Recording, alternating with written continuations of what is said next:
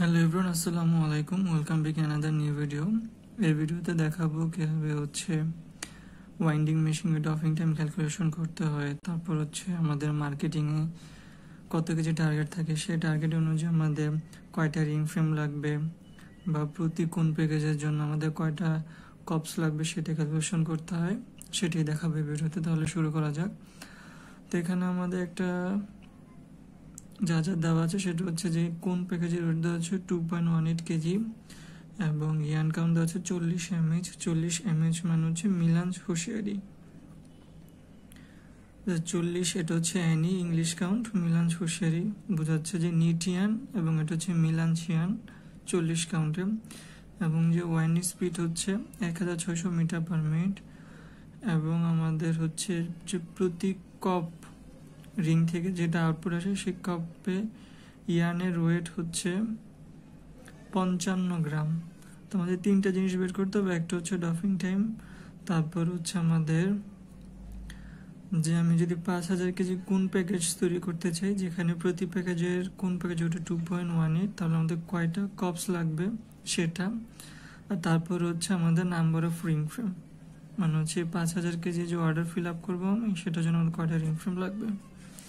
তাহলে শুরু করা যাক। First wound yarn length in package. আমাদের প্রথমে যেটা বের করতে হবে যে প্রতি কোন প্যাকেজে আমাদের কি পরিমাণ ইয়ার্ন জড়াচ্ছে সেটার লেন্থ।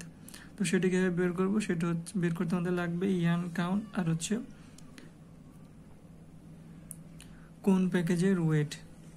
তো আমরা জানি 40 এনি। 40 এনি তো বোঝাচ্ছে যে 1 পাউন্ড ইয়ার্নের নাম্বার অফ হ্যাঙ্ক 40, আর 40 হ্যাঙ্কের সাথে যদি 840 ইয়ার্ড গুণ দিই তাহলে বোঝাচ্ছে যে 1 পাউন্ড ইয়ার্নের দৈর্ঘ্য 40 ইয়ার্ড। সেটাই করা হয়েছে। 1 পাউন্ড ইয়ার্নের দৈর্ঘ্য 40 × 840 ইয়ার্ড।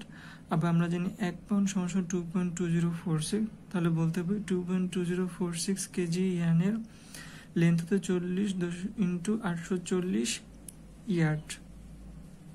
এখন ইয়ার্ড থেকে বা গজ থেকে আমরা যদি মিটার নিতে চাই, তাহলে 40 × 840-কে 1.0936 দিয়ে ভাগ দিতে হবে, কারণ 1 মিটার = 1.0936 ইয়ার্ড। তাহলে আমাদের আলটিমেটলি যেটা আসলো যে 2.2046 কেজি ইয়ার্নের লেন্থ 40 × 840 / 1.0936 মিটার। তাহলে 1 কেজির ইয়ার্নের লেন্থ কত হবে, সেজন্য 2.2046 ভাগ আকারে নিচে চলে আসছে। আর আমাদের কোন প্যাকেজ ওয়েট যেহেতু 2.18 কেজি, তাহলে 2.18 কেজির জন্য আমাদের ইয়ার্ন লেন্থ কত হবে, তাহলে যেটা 30,381 মিটার। দ্যাট মিনস একটা কোন প্যাকেজ আমাদের কী পরিমাণ ইয়ার্ন জড়াবে সেটার দৈর্ঘ্য 30,381।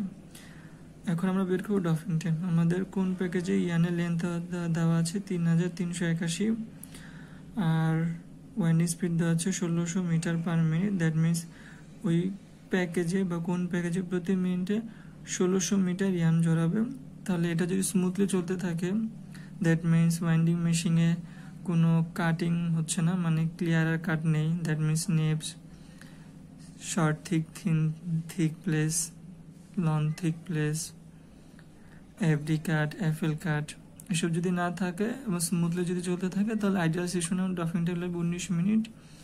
কিন্তু যেহেতু আমরা জানি যে আইডিয়াল সিচুয়েশন সবসময় বজায় থাকে না, এজন্য বেশি সময় লাগতে পারে, বেসিক্যালি আধা ঘন্টা চলে যেতে পারে।